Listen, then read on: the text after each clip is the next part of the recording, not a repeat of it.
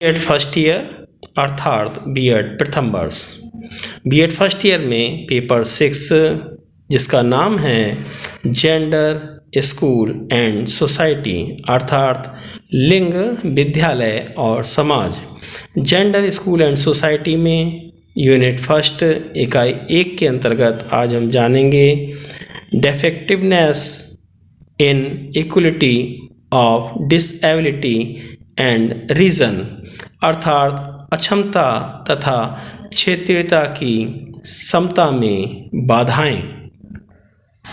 इसके अंतर्गत हम constant inequality of disability and regionality अक्षमता तथा क्षेत्रीयता की समता में बाधक तत्व। तो बाधक तत्व से मतलब आपका बाधाएं हैं कि अक्षमता और क्षेत्रीयता की समता का क्या औचित्य होना चाहिए। हमें इन सब से जानने से पूर्व हमें ये जानना चाहिए कि इनकी कौन कौन सी बाधाएं हैं और या कौन कौन सी बाधाएं उत्पन्न होती हैं। ये बाधाएं कौन कौन सी हैं जिसको हम एक चार्ट के द्वारा बहुत अच्छी तरीके से समझ सकते हैं। तो सबसे पहले हम चार्ट के बारे में जानेंगे और चार्ट में जानने के बाद हम एक एक करके सभी बिंदुओं पर मार्गदर्शन करेंगे। Constant in the equality of disability and regionality अक्षमता तथा क्षेत्रीयता की समता में बाधक तत्व। ये इसके अंतर्गत इन्होंने 6 बिंदुओं को बांटा है। 6 प्रकार के आपके बाधक तत्व बताए हैं। ये 6 बाधक तत्व कौन कौन से हैं इनको सबसे पहले हम आपको बता रहे हैं। सबसे पहला बाधक तत्व है फाइनेंशियली प्रॉब्लम, वित्तीय समस्या। सेकंड पॉइंट है आपका लेक ऑफ ट्रेंड टीचर अर्थात प्रशिक्षित शिक्षकों का अभाव।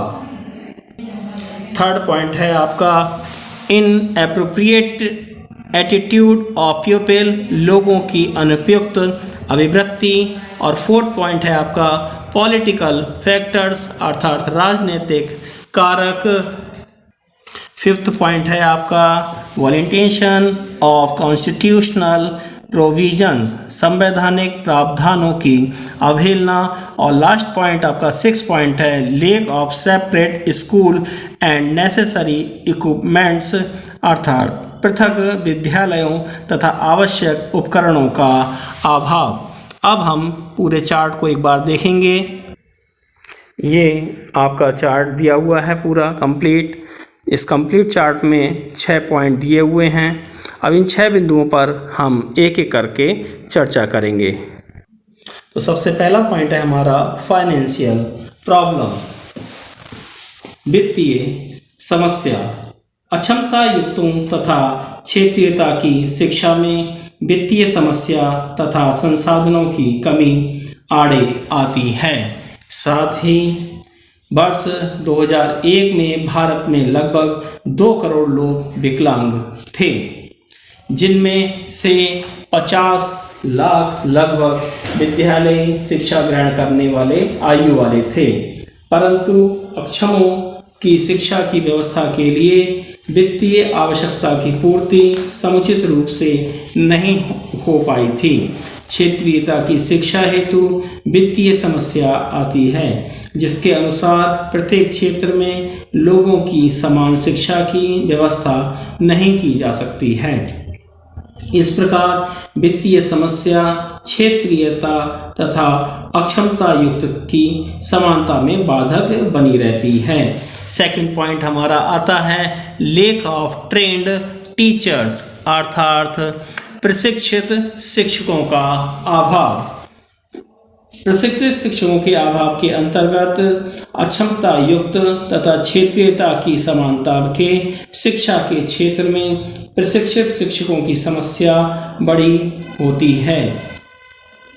प्रशिक्षित शिक्षक ही समानता तथा उसके लाभों के विषय में भली प्रकार जागरूक होते हैं, उदार तथा व्यापक दृष्टिकोण संपन्न होते हैं, जिससे क्षेत्रीयता और समानता और अक्षमता युक्त व्यक्तियों के साथ उदार दृष्टिकोण अपनाकर उनको समान रूप से आगे बढ़ने हेतु प्रोत्साहित किया जा सकता है। ये कार्य केवल प्रशिक्षित शिक्षकों के द्वारा हो सकता है, लेकिन प्रशिक्षित शिक्षकों का अभाव होने से ये समस्या बनी रहती है।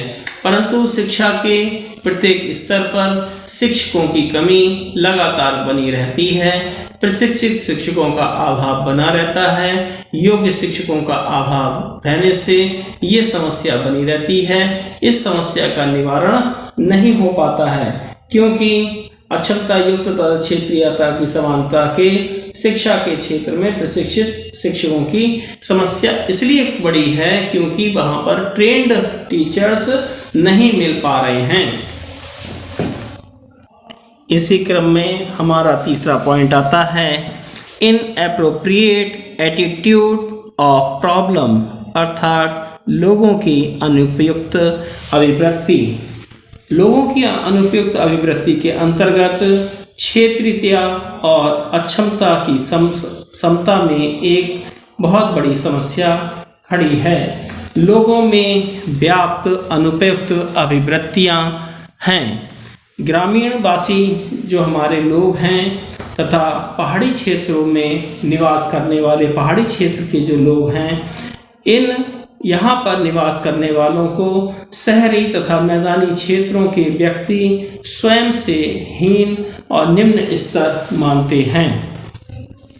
इसी प्रकार अक्षमता युक्त बालकों को केवल उनके हम उम्र ही नहीं, यानी कि उनके समान जो उम्र वाले हैं वो ही नहीं, परिवार के लोग भी, और या साथ साथ हम ये भी कह सकते हैं जो हमारे पास पड़ोस में रहने वाले जो व्यक्ति हैं और समाज के सदस्य भी सबसे मिलने जुलने और सामान्य जीवन जीने के लिए प्रोत्साहित नहीं करते हैं, और उनके प्रोत्साहित ना करने के कारण ये समस्या बनी रहती है।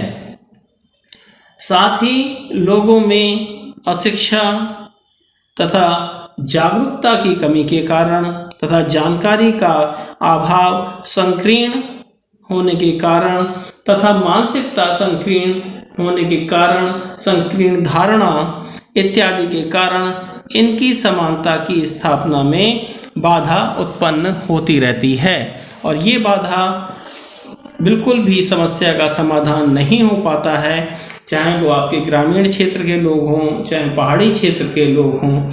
ये तभी संभव है जब लोग शिक्षित होंगे, जागरूकता की कमी नहीं होगी, सभी लोग जागरूक होंगे और जानकारी भी पूरी लोगों के पास होगी, तो इस समस्या का समाधान तभी हो सकता है। अन्यथा की स्थिति में ये बाधक तत्व बने ही रहते हैं और इनसे पूर्व पाना मुश्किल हो जाता है। अगला पॉइंट आता है हमारा चौथा पॉइंट, पॉलिटिकल फैक्टर्स, अर्थात राजनीतिक कारक। राजनीतिक कारणों में के अंतर्गत अक्षमों के लिए समय समय पर सुविधाएं दी जानी चाहिए, साथ ही साथ अक्षमों के लिए शिक्षा विषय घोषणाएं भी की जानी चाहिए, लेकिन उन्हें वास्तविकता के धरातल पर राजनीतिक कारणों से उतारा ही नहीं जाता है। इसी प्रकार वर्तमान में क्षेत्रीयता के आधार पर क्षेत्रीयता और राष्ट्रीय दलों द्वारा राजनीति की जा रही है, और यदि क्षेत्रीयता की समानता का भाव जाग गया तो राजनेताओं के स्वार्थों की सिद्धि नहीं हो पाएगी, और राजनेता कोई भी नहीं चाहता है कि ऐसा हो, क्योंकि वो अपना उसी में स्वार्थ में लगे रहते हैं।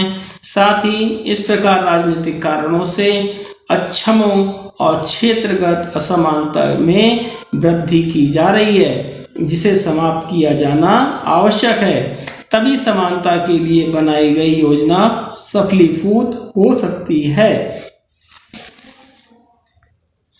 अगला पॉइंट हमारा आता है पांचवा बिंदु, वॉलंटेशन ऑफ कॉन्स्टिट्यूशनल प्रोविजंस, यानी संवैधानिक प्रावधानों की अवहेलना। संवैधानिक प्रावधानों की अवहेलना के अंतर्गत भारतीय संविधान लोकतंत्र में आस्था रखता है। जिसका मूल तत्व ही समानता है। हमारा जो भारतीय संविधान है वो वास्तव में बहुत बढ़िया है, परंतु समानता की संवैधानिक अवधारणा की पग पग पर अवहेलना होती रहती है। अगर कहा भी जाए तो उसका ध्यान नहीं दिया जाता है, ना ही उतना महत्व दिया जाता है। इसी कारण तमाम प्रावधानों के पश्चात भी अक्षमों और क्षेत्रीय भेदभावों को समाप्त नहीं किया जा सकता है, और इसको समाप्त करने के लिए हमें संवैधानिक प्रावधानों की अवहेलना नहीं करनी है, क्योंकि हमारा भारतीय संविधान लोकतंत्र बहुत बढ़िया है और हमें उसकी मूल तत्व की ही समानता होनी चाहिए, जिससे हम इस जो बाधक तत्व हैं इनको दूर कर सकें। अगला अंतिम पॉइंट हमारा आता है lack of separate school and necessary equipments, अर्थात पृथक विद्यालयों तथा आवश्यक उपकरणों का अभाव। अक्षमता युक्तों के लिए विशिष्ट विद्यालयों का बहुत ज़्यादा अभाव है, क्योंकि कुछ अक्षमता इस प्रकार की भी होती है कि उसके लिए अलग से विद्यालयों की आवश्यकता अत्यधिक है। क्षेत्रीयता की शिक्षा हेतु भी आवश्यक उपकरणों का बहुत अभाव है, जिसके द्वारा क्षेत्रीय समानता का भाव बाल हृदय पर अंकित किया जा सके। विद्यालयों में उदार पाठ्यक्रम, गतिशील शिक्षण विधियां, नवाचारों, भ्रमण इत्यादि के द्वारा क्षेत्रीयता की भावना को दूर किया जा सकता है। इस प्रकार से अक्षमता और क्षेत्रगत भेदभावों की समाप्ति में पृथक विद्यालयों की और समुचित उपकरणों का अभाव भी बाधक बना रहता है। Thanks for watching. धन्यवाद।